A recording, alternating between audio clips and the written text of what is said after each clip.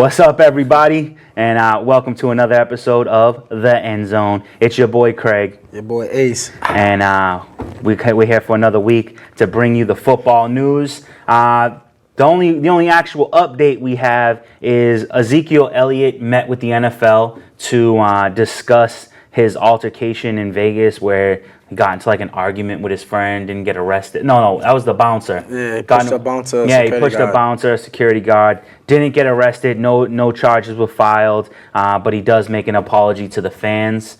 And I don't know. I feel like that's unnecessary. Was it a sincere apology? I feel like an apology, sincere or not, is unnecessary. Like, I mean, I understand that he's a professional and he's, a role model and all this other good stuff, but he's also a human being. And, like, if I pushed a bouncer, I don't have to make a public apology. I think apologizing makes you guilty sometimes.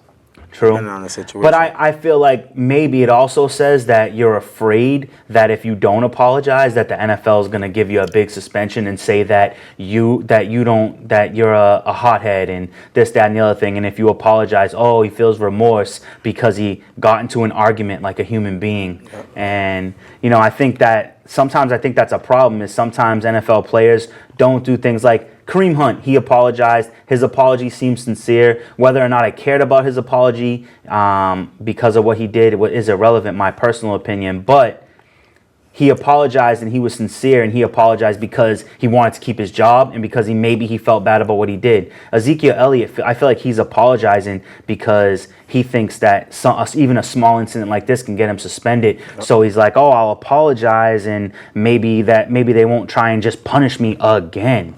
I think sometimes you got to say as the NFL, all right, man, you did something. Don't do it again. But it's these freaking flyers, man. The same people keep on getting in trouble. True. I don't know if two incidents makes you a frequent flyer, but especially now that everything's in the public eye. How many NFL players 10 years ago would have gotten in way more trouble if people always had their phones out recording things that happen? I absolutely agree with you, but we're in the era of technology and phones, so that's what happens. But I consider Ezekiel Elliott a frequent flyer because it seems like last year he was in trouble. Mm-hmm. This year he's in trouble. That makes you a frequent flyer because you're doing stuff back-to-back years. It's not like 1 year you're getting in trouble, 2-3 years later you're getting in trouble again. It's like true, year after year. You know what I mean? You're building this consistency about you that a lot of people don't like that. Mm-hmm. You know what I mean? People don't like your character anymore. Yeah. People don't think you're just that funny guy even from if Ohio you're not State. If you're not a bad guy, you're giving yourself the bad guy reputation. Absolutely. And reputation and perception is everything. So that's where I have to agree with you on that. And that's always in the same place, Vegas. Is it really? Oh, yeah, both things happen in Vegas? Yeah, stay out of Vegas. Yeah, for real. No more Vegas for you, Ezekiel Elliott. Right? It's time to stay home and just work out, get ready for football. I don't know. But so he did apologize. Who was it that just got in? I thought it was him again too that just got in trouble for not in trouble, but someone recorded him getting in an argument with his friend. Was that Ezekiel Elliott? At the bar? Yeah. No, it was It was someone who recently got in trouble. Hill, maybe. Was it Tariq Hill? Yeah. Oh my, yeah. You know what? It was Tariq Hill. But and that was the other thing that made me mad. So now you can't argue with your friends? Yeah. An argument between friends, does that really need to be a public issue? Because they made it seem like it was like a bar fight or something like that. But it was literally a verbal altercation between him and a friend. I think that, like we talked about before, I think the media sometimes portray people to be something who they're not. Mm-hmm. And once the media gets a hold of something and they say something, it's supposed to be solid. But the media are humans just like we're humans, and humans make mistakes. So you can't always sit here and be like, oh, well, they caught this, because they're only catching what they want to catch. Yeah. To make it look bad on you. And they're waiting just so that they can catch that moment. Yeah. I think those things are unfair. And I mean, granted, that's what you sign up for. If you want to be a player who's not in the limelight, be Julio Jones. Because it was outside of a bar in Cleveland. Oh, that's where it was, Cleveland? Okay. Yeah. So, that's the update. Tyreek Hill, verbal altercation. Ezekiel Elliott has what ended up happening with Hunt in his situation? So he met with the NFL. Yep. And they had their little talk. Now they have to finish their investigation and then conclude with either some form of punishment or a notification of no punishment. Okay. So yeah, I'm assuming by either the end of this week, middle of next week, we'll have definitive information on what is going to happen going further with Tyreek Hill. Is he going to be suspended? Are they going to give him a warning? What will happen? And we'll find out. Preseason's right around the corner. Yes. Big news. Last month with no football. Yeah. Last month with no football. So that's exciting for you, for us, for you guys, and for the show, because by next month, we're going to have some awesome, crazy, fun content, talking about the games, arguing about whatever we think is right and wrong. We'll see what happens. Before we jump into our next segment, though, there is one little bit of news update that I wanna talk about, and that's me reigning victorious in dominoes against your boy over here. Had a little domino tournament, best of 10, first to 10. What was the count on that? 10-8. No, I think it was 10-7. Negative. I think it was 10-7. 10-8. Oh, I'll give him 10-8. But it was 10. And guess how many times your boy dropped the domino, the winning domino? I think it was like 8-9 times. First of all, his partner was really the one that was helping him. He's trash at dominoes. And my partner was okay, but we struggled throughout the rain, throughout the noise. We was down probably like 4-1. 3-1. 4-1. It was 3-1. You came back to 3-3. Then you went 6-3, and then we was like, let's just sweep Part this. of the game. It was a fun day though. Fun day. In my mom's backyard, little cookout. Nice little cookout. Fun day. I was definitely slacking on my barbecuing skills. About that on the We won't get into that. Thank you very much. That's I appreciate. talking about Trump. We're not gonna talk about that right now. But we had fun in the backyard playing dominoes, and at the end of the day, it was all for fun, and we enjoyed it. So now, what we're going to do for you today is, last week we gave you the playoff bracket and we broke down on how we thought it would go. And since we had literally no updates this week, we decided to give you some playoff hopefuls.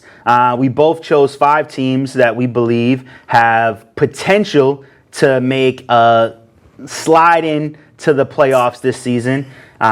Whether or not it happens is irrelevant, but these are the teams that we think are most likely not going to make it, but will be in the running for wild card positions. Who goes first, me or you? I'll go first. Absolutely. I'm going to go with, so who I picked is Pittsburgh Steelers. I picked Pittsburgh because last year was their first time missing the postseason in 5 years.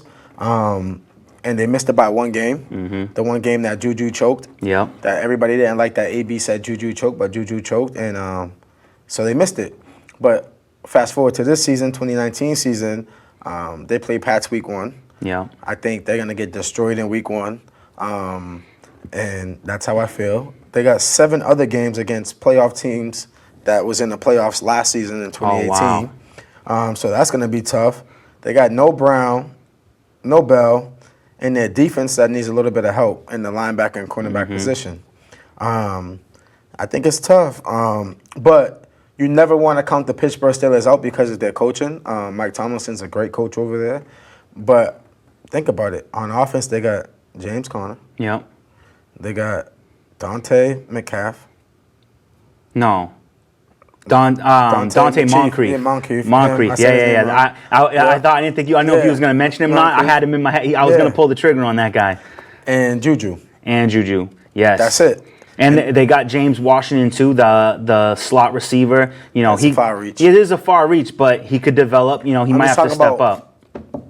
Yeah. You know what I mean? Yeah, I feel you. And then defensive-wise, they just got T.J. Watt, Devin Bush, and Joe Hayden. So it's like it isn't the best. It isn't the best looking defense in the world. I will have to say this: I'm not a fan of Mike Tomlinson. Omar Epps, you know, he's giving me some reason. I'm a big Mike Tomlinson guy. Really? I used to be a big Mike Tomlinson guy, and I know you've said it before, but like, they've had, at one point in time, had the best roster in the NFL, and they didn't, and they couldn't get by the Patriots to make it to the Super Bowl. And to me, that's a problem. And matter of fact, they didn't even have to play the Patriots. That was the year that they lost to Jacksonville. But the thing about it is like I just told you, like when you, like right now, we can all honestly say, anybody who knows football and watch football, you can honestly say, hey, looking at Cleveland Browns record, looking at Cleveland Brown roster, they have probably arguably one of the best rosters in the league. Mm-hmm. But they still haven't went out there and played it down the football. They still haven't went out there and struggled with injuries. Yeah. They still haven't went out there and struggled with coaching. They still haven't went out there and struggled with the refereeing. So there's a lot of things mixed into the mix. So you can always have the best team on paper, but you still have to go out there and play that down the football. And that's sometimes we forget that as fans and as players. But as a player, you always have that in the back of your mind, whereas like the target's on your back.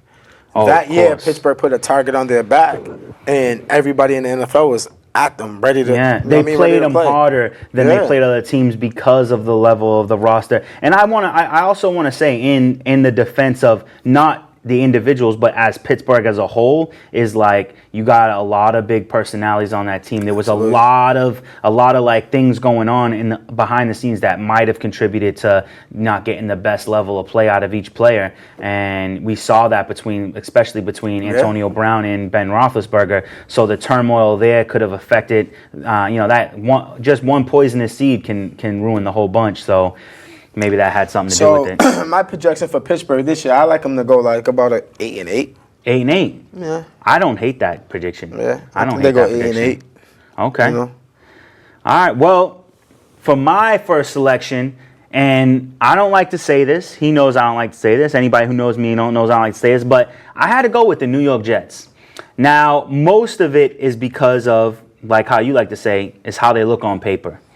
Okay. They have second-year quarterback who is getting tons of praise. They're saying, that he's that effing dude, and he's gonna get the job done. He was projected to be the most ready quarterback in his rookie season. Now he didn't have the best team to throw to, but he did make work of what he had. Absolutely. They do up his game by adding wide receiver Jamison Crowder and adding Le'Veon Bell. Yes. So, giving yourself one of the best run games in the NFL, I think that opens a lot of doors for the passing game. They didn't have that last year. But the biggest thing I think is that what they added to defense, they got linebacker C.J. Mosley, cornerback Brian Poole, and defensive lineman Henry Anderson. So they added some pieces to an already fairly good defense. Yeah. To make it that much better, and then they've added to what was a sneaky good roster, and if Jamison Crowder is healthy and Le'Veon Bell's ready to play, this is a very dangerous offense. I love the piece of Le'Veon Bell because it's like, what they say, you're gonna miss me when I'm gone. Yeah. So I feel like me and you just was talking about this before the show started. It's like, Connor, there was no film on him last year. He ran wild, There's always film on Le'Veon Bell, and he still runs wild. So I think he's going to go for, if healthy, I'm just saying healthy. Healthy Bell, he can go for 12 to 1,400 yards in New York. Can I be honest with you? I think he gets 1-1. 1,000 receiving, 1,000 rushing. Because I think that's, we sleep on his receiving ability. I think he might be the running back that gets the 2,000-yard season, 1,000 rushing, 1,000 running. So you think he's gonna have like a Kimura year? Yes. Okay. I think that. I like that. To be honest with you, because I like Bell. I like how, because it's like, as a running back, one thing that a coach can teach you. I'm gonna break this down for you. Yeah, do it up. So when you're playing running back position, you got the 2, 4, 6, 8 is the outside. Mm-hmm. And then on the left side, you got the 1, 3, 5, 7, 9 is the outside. So 9 is a 28 toss is right, 29 toss is left. So those are your holes in between the guard, tackle, center, you know what I mean? Yeah, I got you. With a running back, you can't teach patience. And his patience that he has as a running back is incredible. It can't be emulated. A lot of times, you think about it, as a running back, we say the front 7. So I'm going to break it down for people who don't know football, like how we're talking. The front 7 is your 4-down lineman or your 3-down lineman and 3 linebackers or 4 linebackers. That's the front 7. We're not talking about the cornerbacks or the safeties. We're just talking about the front 7, from linebacker position all the way down to DN to nose guard. these are people flying at you to come and tackle you. His patience, if you ever watch him, he's one of the very few running backs, like a Barry Sanders that never gets hit on the first hit. No. Never. No. And his hesitation game knocks off. He can hesitate you. He can go left and have a hezzy right and freeze this whole right side of the defense and cut back left on you. So those type of things that he's able to do is incredible. And a lot of people that don't know football don't pay attention to that type of stuff. Yeah. But he's just going to open it up that much more for that offense. And that offense is going to be a dangerous offense. Like, they're going to, like, if they was averaging, I don't know what they was averaging last year because I didn't even check them out. If they was averaging, say, 14, 15 points a game last year, they averaged 22, 23 points a game this year. Oh, without a doubt. And once he stays healthy. I love how you just broke that down because that's what separates Le'Veon Bell from every other running back. Yes, he's elusive. Yes, he's fast. Yes, he's strong. But his patience to wait for the right opening and not just going where it's supposed to be. Like some guys, they go to their opening, they see it's closed, they move on. But Le'Veon Bell is waiting for it to happen, not running into it and then moving. It's incredible to watch. And like to him sitting back there, that patience is confidence in his ability. Yeah. He knows what he can do once he finds his hole, and he would rather wait for that hole to open up than to risk getting tackled early. Exactly. Because a lot of coaches will teach you this, like, it's called, like, a lot of young guys might not know this because, it's progressive football, but a lot of coaches will teach you to do like a jab step. And a jab step is saying, like, if you're a running back and you get the ball, you jab this way and then you get the ball this way. You get what I'm saying? Oh, yeah, because you're throwing off, acting like you're going right, but you're gonna get the ball left. Go left, yeah. Or they take a jab left, and then you go right. But with him, you can just be like, yo, you could be like 27. He's gonna take it without the jab, just get it. Hezzy. Cut. You get what I'm saying? I love it, yeah. That's things that you can't teach. As much as you try to teach that, you can't teach that. No. That's just natural, Exactly. God-given ability to It's know the game of football. IQ. It's football IQ. It's just so high, it's crazy. And it's one of those things that I absolutely believe is just it's instinctual in him. Like everybody has something of, like, whatever it is in your life, but more specifically in sports, when you're at the highest level, everybody has something they see different than everybody else. And Le'Veon Bell, his ability to survey the field before he runs, I think the speed in which he can do that is faster and more efficient than anybody else. And that's why he has that patience and that hesitation, is because he can see the field faster, find his opening, and then hit it. And you might think he's just hesitating, but no, he's checking out the entire left, right, and finding out you right off your feet. Yeah, and once he gets moving, it's danger zone time, and he can score anytime the ball's in his hand. His vision's like, all right, Craig is on the left side of the defense. All right, how can I freeze Craig for this half a second? Because once I freeze him for this half a second, I'm blowing by him. Yep. And that's all you got to do. Yep, because you're going to get him on their back foot, and now they're on balance, and then he's going to have you reaching to tackle him, and you're not going to be able to reach him like that. Nobody's arm tackling Le'Veon Bell. It's not happening. So that's why I like the Jets. They also added the kicker Chandler Catanzaro and nose tackle Stephen McLendon. Okay. So I think that these guys absolutely have an opportunity to make the playoffs. I don't know if it's likely, and if we're going to go with records, I'm probably going to say 9-7. I like that. Yeah, 9-7. You can't give them too much with Le'Veon Bell. I think 9-7. 9-7 is good because of the division that they play in and stuff like that. It's tough. Yeah, it's tough. I like that though. That means they're going to be splitting a lot of games. Yeah, exactly. Yeah. So next up, I went with my guys. One of my undercover favorite teams, I would say. Houston, Love Houston. Deshaun Watson, baby. D-Watt, that's my guy. I tell you that all the time. And the number one wide receiver in the NFL. I like how they address, like, the Tyrann Mathieu and the Raheem Jackson issue. Yes. And they signed Tyshawn Gibson and Bradley Roby. I think that can help them out. But week 1, they're playing versus New Orleans. So that's going to be tough. You know what I mean? So I'm just saying week one, their strength of schedule is okay. But they have a dynamic defense. J.J. Watt, They do. Merciless, and Clowney. Clowney along with Joseph. Yeah. You know, like they do. But my thing is, the thing that bothers me the most is as much as this is our week 12. And we've been down with this before the draft, and we counted draft picks and did so much stuff. That offensive line last year gave up 62 sacks. Yeah. And I don't think that they did much to improve that offensive line. I don't think they did a whole lot. You get what I'm saying? Yeah. So it's like, me personally, I feel that's the only downfall to the team is not improving the offensive line. Which as they can still bring in a couple guys to help improve that offensive line, but I feel like they have to do something to improve that offensive line in order to make them a playoff contender. Correct. Because right now, as is, I like them to win games. Yeah. Again, my projected record for them to be 9-7. Nice. But without a strong offensive line and him taking another 62 sacks, they're gonna be 5 and whatever. You know what I'm saying? On paper, like offensively, they have one hell of a team. Yeah, you Lamar got Miller and Foreman in the back. Fuller.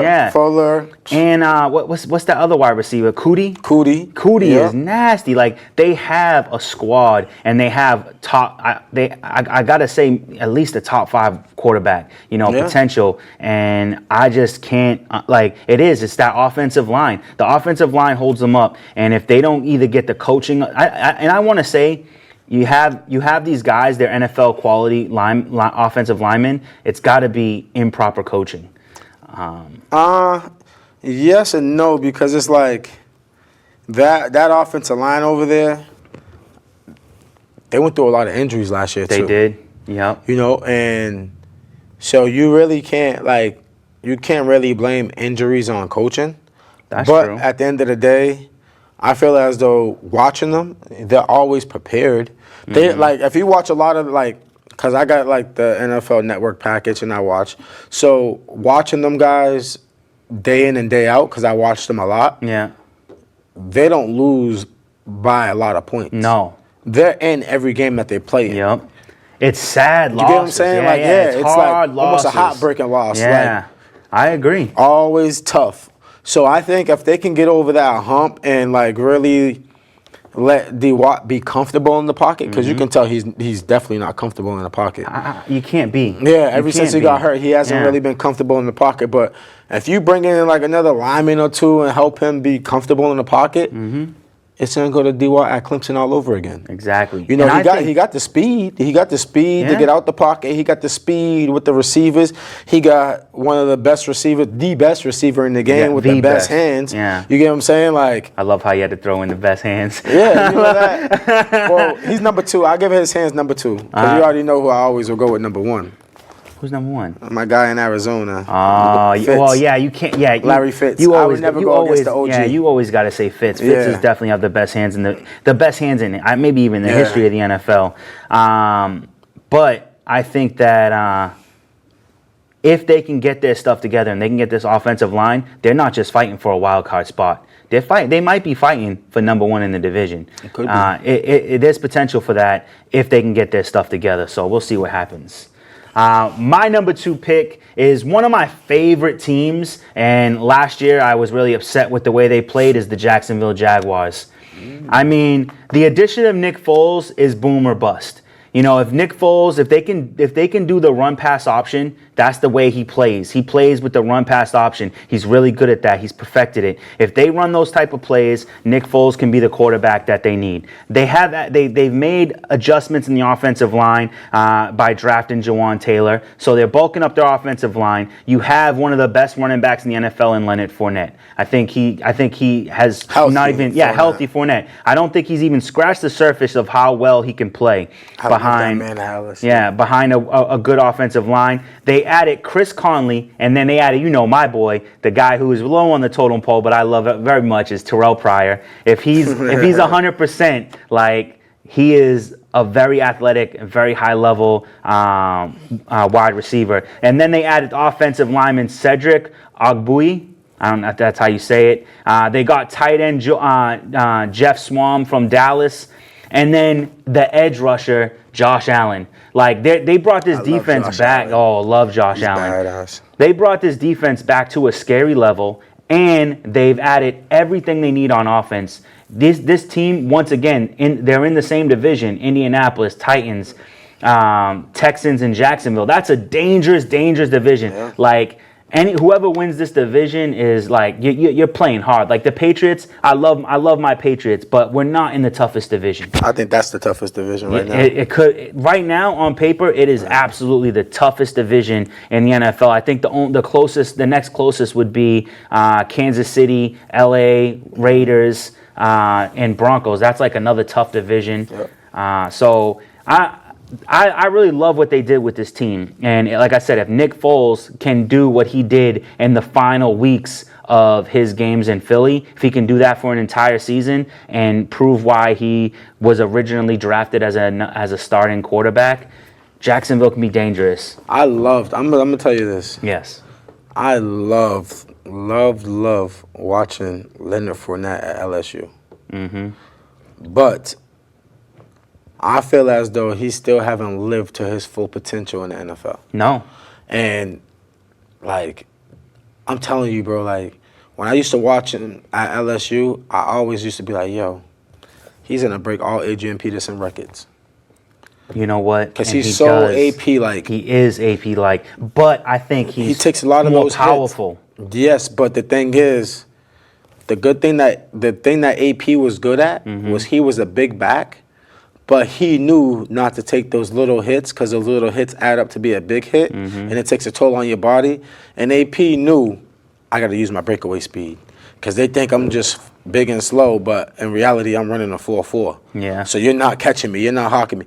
And that's what AP was good at. I think if Leonard Fournette takes a play out of AP's book, he can be like one of the top 3 running backs in the league, most dangerous. Agree. He definitely needs to work on that conditioning. He's just got to stop using his power and use his speed. You get what I'm saying? Yeah, he has to use his runability. You know? Because like we're saying about Bell avoids that contact, so when he gets hit, it's not a big boom. Yeah. But when Fournette gets hit, it's a big boom because you got all these short DBs and linebackers coming in straight at his knees.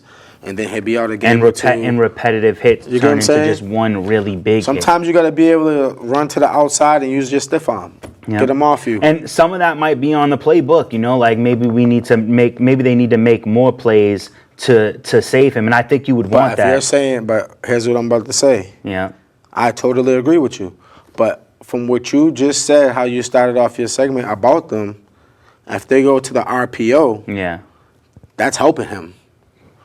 That's more college-style offense, run pass option. Yeah. That means you got a lot of play actions and stuff like that to keep the defenders off you. So that should help you. So, again, he should be able to utilize his speed more than he's using his power. Yeah. If they do, like you said, go into a run pass option. Because that will help him. That will benefit. Like what you're saying right now will definitely benefit his game and that will boost his NFL career another 2-3 more years. Oh, I can't I can't disagree with that. I mean, if they don't go with the run pass option for Nick Foles, then they've already set Nick Foles up to fail. I honestly can't believe any quarterback's going to do worse than Blake Bortles, especially not Nick Foles. I think Nick Foles has the skill set, but he needs to be in a run pass option offense. And if that happens, then I think that the Jacksonville Jaguars once again could be a team not just contending for a wild card position, but trying to go for with that defense, they could be going for that number 1 position. I like that. Yeah.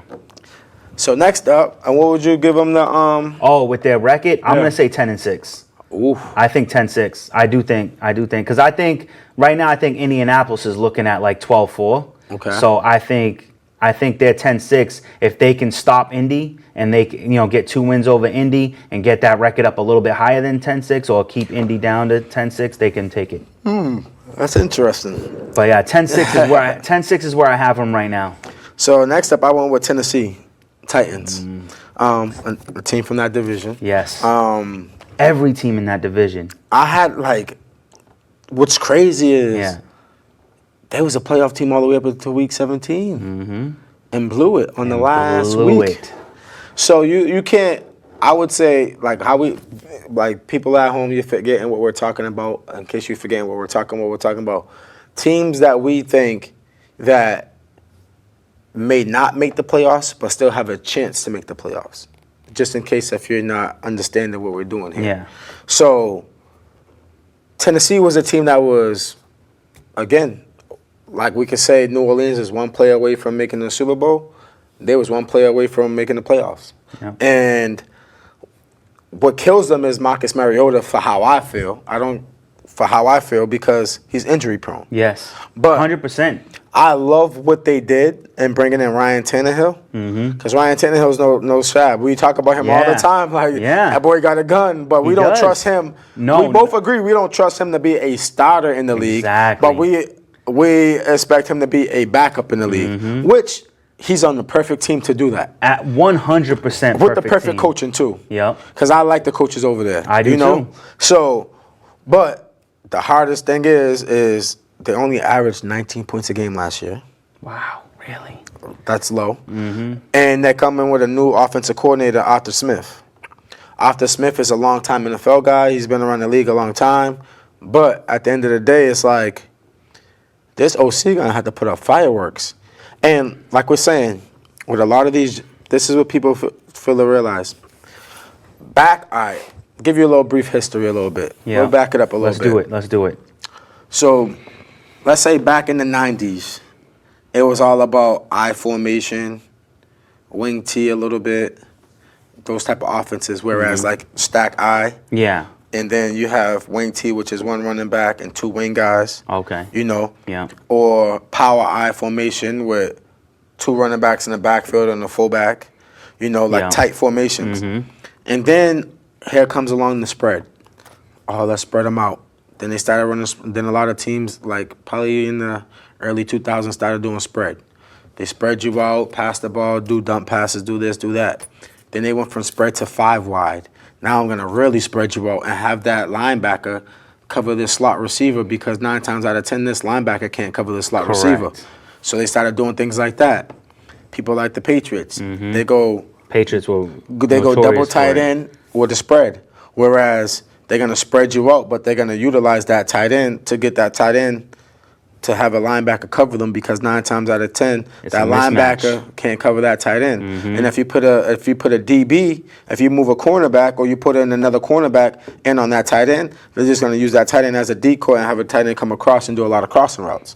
So nowadays, I think the game of football and the NFL-wise, because college, they run every single formation, everything. But we're talking NFL-wise.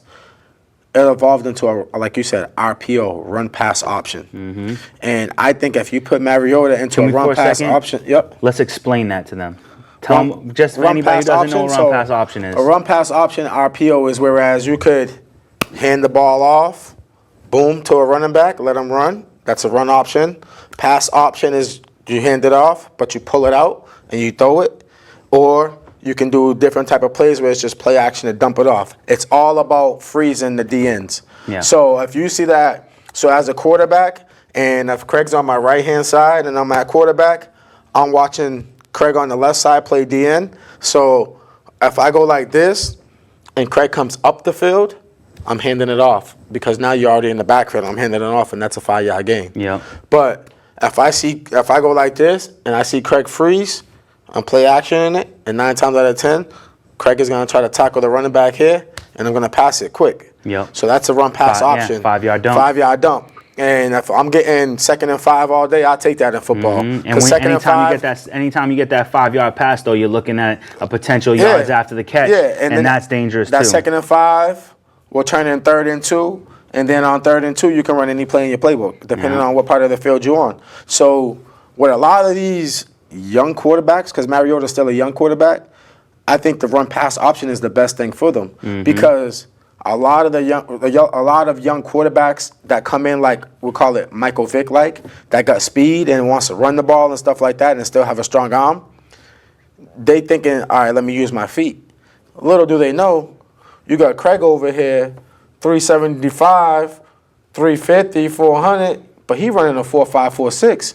You ain't never saw that speed in college like that. No. You know what I mean? Because someone that big in college, you're like, oh yeah, I'm outrunning him. Which 9 times out of 10 they're going to. Yeah. But in the NFL, Not so much. You're not outrunning him. That's an easy sack for him, and he's gonna do a dance on you and let you know I'm gonna be back all day. Yeah. Get comfortable.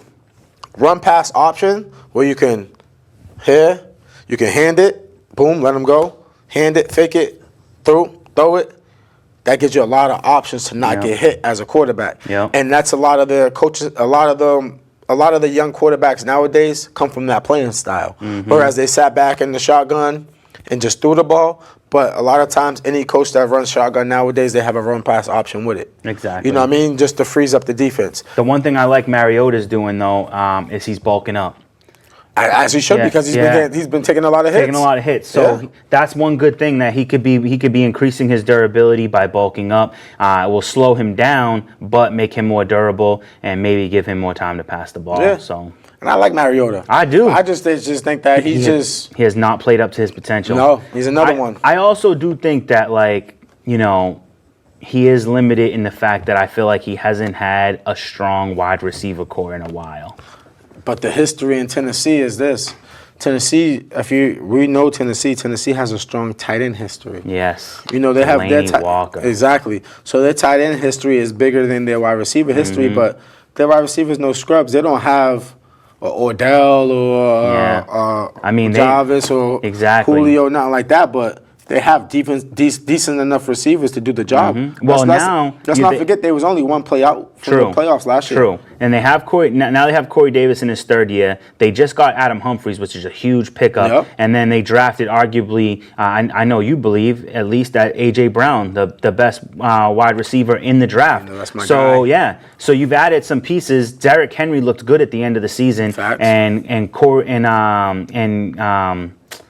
Dion Lewis is Patriots one hell of guy. Patriots guy, so he knows how to put in work, and he's great catching out of the backfield. This could be a strong offense, decent defense, and they do have a pretty decent offensive line. So. Yeah, because you're gonna have Henry first down, second down, then Lewis third down. Yeah, you can't beat that. Well, we'll see what happens with that. What do you got there, record? I got them going 7-9. 7-9. Yeah. Whew. The division, bro. Yeah, I looked at their division. The division is tough. I couldn't give them 10 wins, 11 wins. That's tough in that division. I thought you was gonna say 8-8. I didn't think 7-9. It's tough, bro. It is. If you're saying this team and this team, like, what do you want me to do? Where the win's gonna come? Yeah, where the win's gonna come? I know they're gonna beat up on the Dolphins the 2 times they play them or whatever. Like, but it's like it's hard, bro. Like that division is. We just said that division is the toughest in football.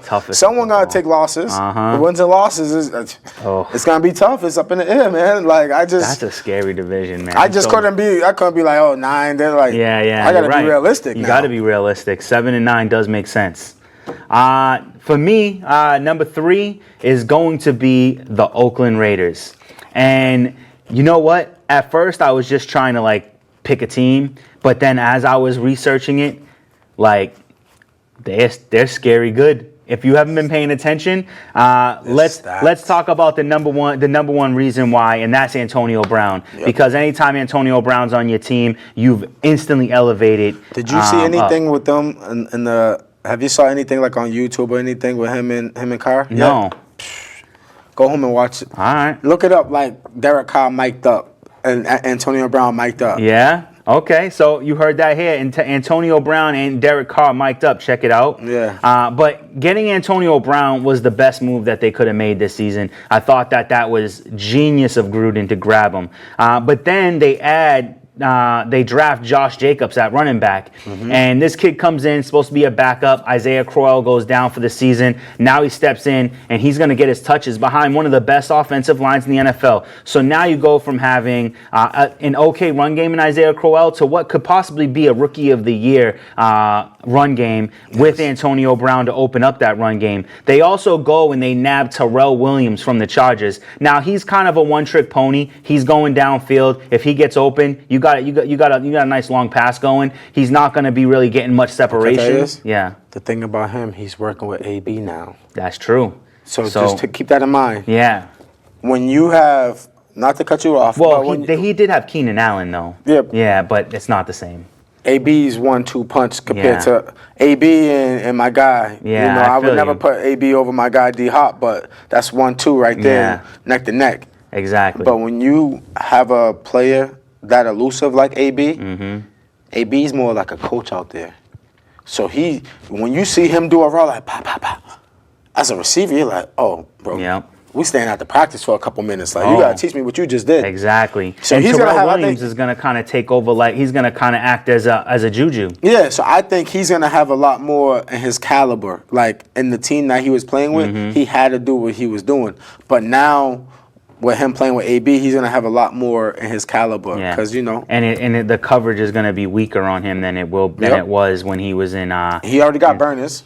Yeah. So And then they add offensive tackle Trent Brown from the Patriots, and we all know Trent Brown was dude. high-level offensive lineman. They got free safety LaMarcus Joyner from the like Joyner. Rams. I like Joyner.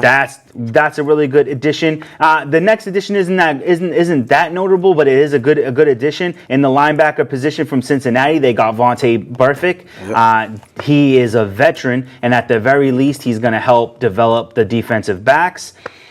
They added return man Dwayne Harris, and I like Dwayne Harris as a return man. When he gets the ball in his hand, he can score, so that's dangerous.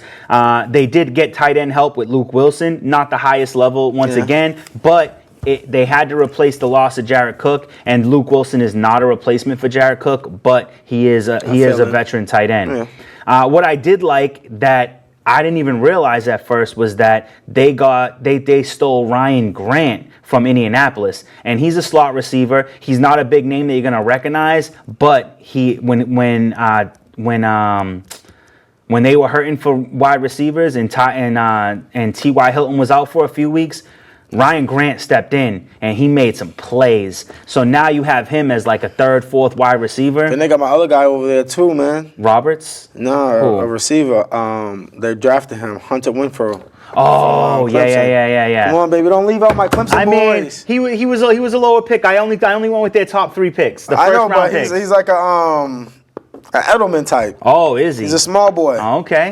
But that boy don't play no games. He got hands for days. So then you have a developing. And he can take a hit. Yeah, so you have a developing rookie wide receiver. So that just adds to their offense, making it even better. And then for defense, they drafted Cleveland Farrell, which is ridiculous. Another one of my boys. Yep, defensive end. And then, I wasn't necessarily a fan of this pick at first, but I like it now that I've seen this whole picture come together, is safety Jonathan Abram. So now... That was big for them. Big for them. They needed safety help, and now they've got it. And now this team looks like a whole pie. We had a few slices. It's turned into a whole pie now. And Oakland just became way more dangerous than I thought they could be. I will not give them opportunity to take number 1 in the division when you have Kansas City and the Chargers, but they could definitely be in the running for a wild card position. Absolutely. So this team, watch out for Oakland Raiders, man. They're looking real scary. What you give them? I'm going to say that they're going to be fiddling somewhere between 9-7 and 10-6. Okay. I I want to say That's 10-6 because Antonio Brown's my favorite wide receiver, so I'm going to give him 10-6. As long as they got a better record than Pittsburgh, that's all I care about. Exactly. Yeah. And I want that too. I want that too. So next up, because I know time is We got 15. Okay. We got a press. This right here, you guys heard it from me first, is the most slept on team in the NFL right now. I didn't even think about it, but I was reading about them on paper. You talk about a team that looks good on paper. I already know it. These guys might look better than your Cleveland Browns on paper. They can. And that's the Minnesota Vikings. Damn boy. right. Damn right. They have a tough schedule. Yes. We're not saying that they don't have a tough schedule because they're playing versus 6 teams who won 10+ games last season. 7 games against teams that was in the playoffs last year. That includes trips to KC, Chargers, and Seattle. God. Along with 2 games versus the Packers, who's supposed to be a lot better than they was over the years. New coaching We've been talking about that, new coaching and all Yep. that. But their offense, Kirk Cousins, Dalvin Cook, Stephon Diggs, Adam Thielen, Kyle Rudolph, who you named in your fantasy. And that offense has a chance to put up 25 to 30 points a night. if Kirk Cousins can play the way he's supposed to play, if he can make it happen, like I've said this before, I said it to you. I think Stephon Diggs and Adam Thielen are one of the best wide receiver duos in the NFL.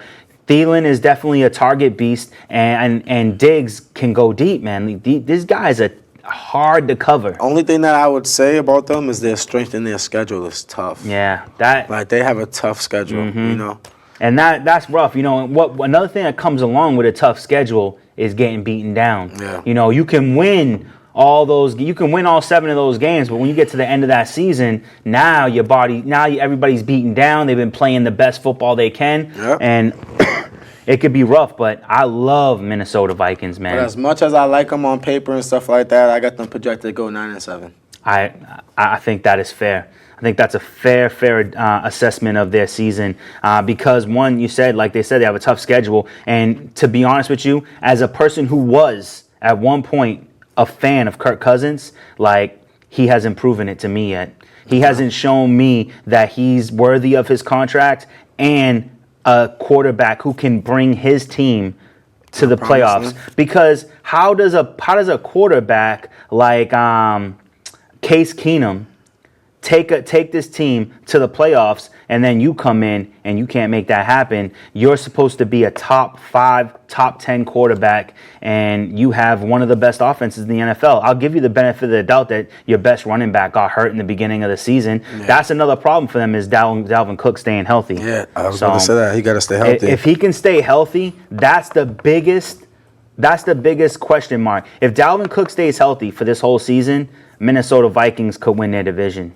That's just my opinion. If he stays healthy, they might even be an 11-5 team. So I don't know, but we'll see what happens. All right, next on my list, and I normally I wouldn't have put these guys here because they wouldn't need to be here, but I'm going by your prediction, and with your prediction, you left Philly out. So with Philly being left out, I have to give them the potential push to get that wild card position. Okay. I don't think that they have what it takes to win their division. Okay.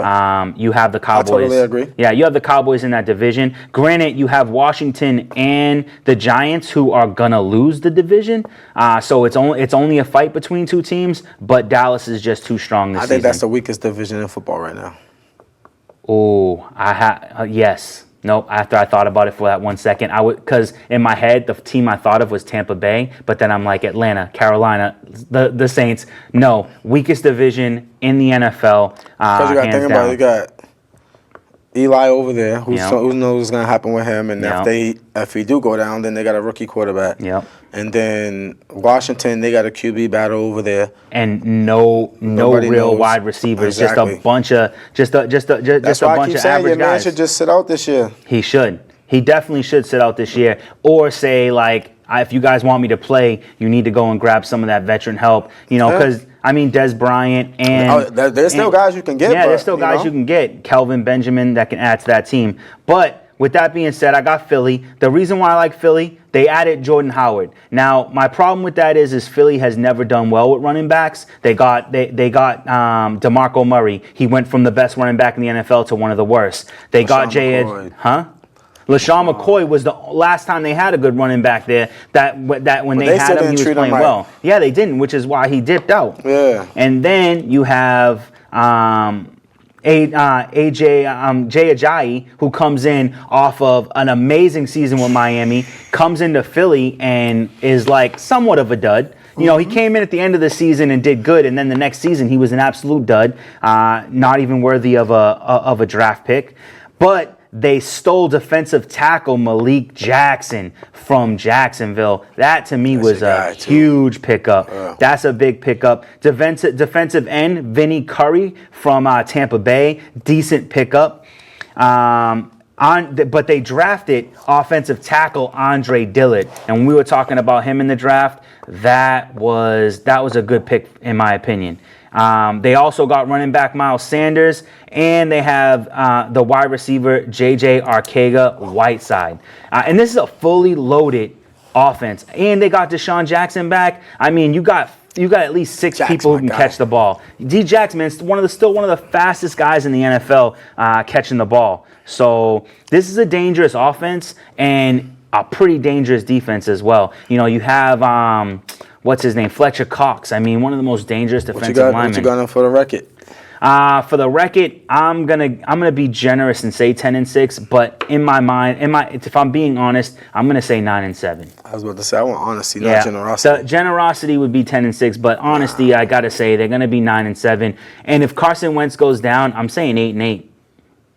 If he goes down, I'm saying 6 and whoever, depending on when he goes down. I think that Carson will get them their 8 wins before he goes down. Okay, That's what I'm saying. That's what I'm saying. They win 8 games. Carson Wentz gets hurt and they don't win another game. I'm gonna say he's gonna win 8 before they get hurt. That's why I say 8-8 if he goes down.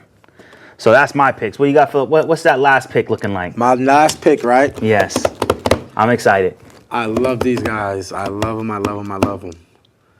This team right here can be the top 3 to top 5 defense in the league. Oh, You heard it from me first. Top 3 to top 5 defense of the league.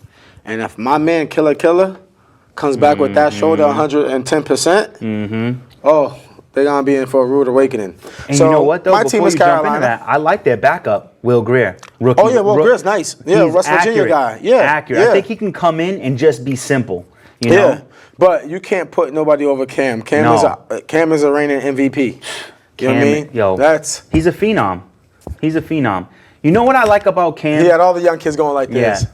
You know what I like about Cam? I like 2 things about Cam. One, when Cam Newton's out there, you can see that he's having fun like we had playing football on the street. Yes. Like when he's out there, he sees he sees asphalt, cars, and run to the red car, take a right. 2-hand touch. Yeah. That's what he's out there playing. I Chewing gum. Yeah. Talking. Exactly. Laughing at you. And handing the ball to the kids and the fans, like the fact that nobody has done that after him as a regular thing. That's not a regular thing now. Trying to find him for it. Yeah. All that. But think about this. I love right? Cam. We always say, offense wins ball games, defense wins championships. Yeah, Correct? Yeah. Gerald McCoy. New pickup. Yep. Luke Kuechly. Yes. Shaq Thompson. Yep. And Mario Edison. Okay. All on that line. It's crazy. Bro. It's crazy. They have a dangerous attack after that quarterback and that running back. They could be averaging like a sack or 2 a game. Like you can't. I'm just saying, like there's no disagreeing with that statement. Yeah, with what they have, you cannot disagree with that statement. They are a dangerous They bulked team. up more so on defense and offense because I look at their receiving core. Their receiving core is not all that. Yeah. Their receiving core is kind of, but then you also got McCaffrey. He catches a lot of passes out the backfield, anyways. Yeah. So you have him. So he's like a receiver / running back. So, but their defense, man, man. I didn't think the defense was that tough, but after they added Gerald McCoy, and the way he wants to play for them, and we already talked about his contract a couple weeks ago, on how like if he gets a certain amount of tax and tackles and this and that, he gets more and more bonus. He's gonna be out there trying to kill people. Oh, he wants to kill people, and he gets to play against his old team twice, a team that wouldn't sign him, a team that also showed him no respect by letting Ndamukong Suh wear his number. That to me was a huge slap in the face. This man put in years for you. He helped lead your team, and he was the backbone. I would say he's arguably the top 3 defender that ever came through Tampa. You can't put him over Warren Sapp. Dope. And you can't put him over Brooks. Derek Brooks. Derek Brooks, is that his name? What was his name? Brooks. I know his last name was Brooks. Not Ahmad, right? Was it Ahmad Brooks?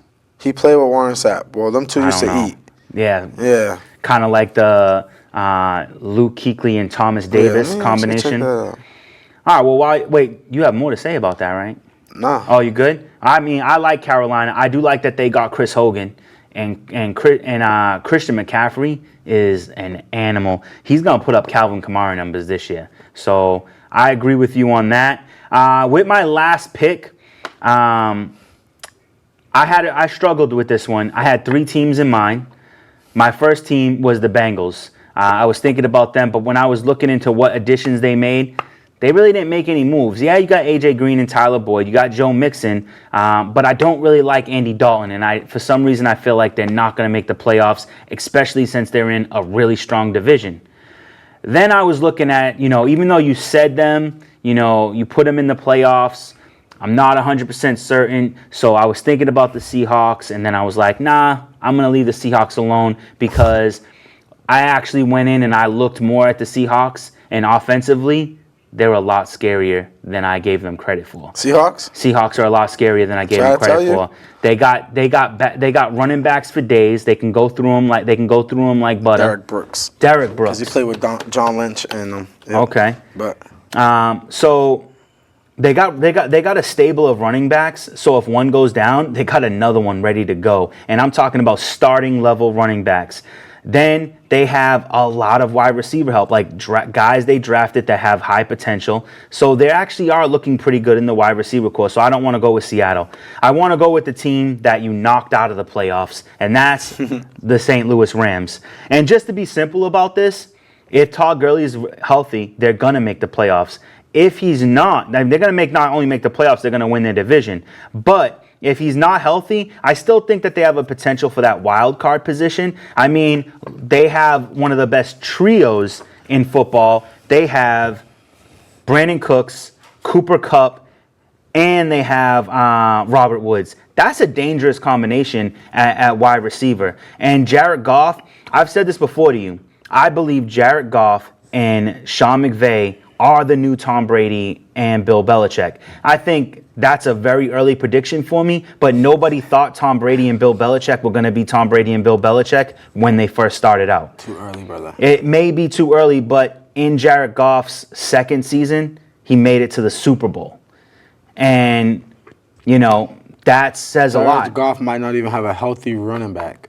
Let's chill out a little bit there. I feel what you're saying. Let's pump our brakes a little bit. I feel what you're saying, but Matt Brown, Malcolm Brown. I mean, he ain't a shitty running back.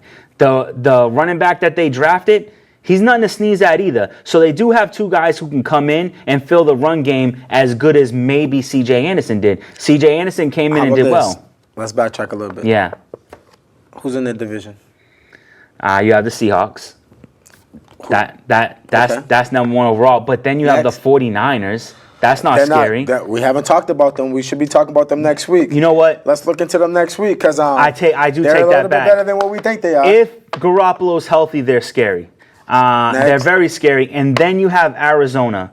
I'm not afraid of Arizona. Nobody's talking about them, though. I'm not afraid. I mean, your best wide receiver is Larry Fitzgerald, and yes, he has great hands, but he is getting older. Then you have Christian Kirk. So I mean, yeah, and you have a rookie quarterback. I don't think that they're going to push anybody out of the playoffs. He is a gunslinger. I don't think he's going to push anybody out of the playoffs. So with that being said, I think the Rams, if Todd Gurley's healthy, I'm saying 12-4. If he's not healthy, my only problem is I'm not knocking what you're saying. Yeah. But my only problem is we don't know what's going to happen. What's going to happen with Gurley? That's I've been saying that the whole time. Exactly. I like the Rams. I'm not knocking them. Well, but if we don't know what's going on with Gurley, then we'll see. I really can't vouch for them. Yeah, I know. I gotta talk. Without Gurley, it's dangerous, especially without CJ, especially not having CJ Anderson as the backup. We are about to run out of time, so we have to call it a day. Check out our social media at GymBagENT for Facebook, at GymBag_ENT for Instagram. Hashtag GymENT for Twitter, and we have our website, GymBagEntertainment.com. Content coming soon. We just brought on the president of social media. So we're gonna call him for right now. Yeah. So he's gonna be taking over, and he's gonna be hitting stuff out there real soon. So all of our social media is gonna be hitting real hard real soon. But till then, this is our show. It's the Endzone. Like, share, and subscribe. YouTube Gym Bag Entertainment. And until then, we'll see you in the end zone.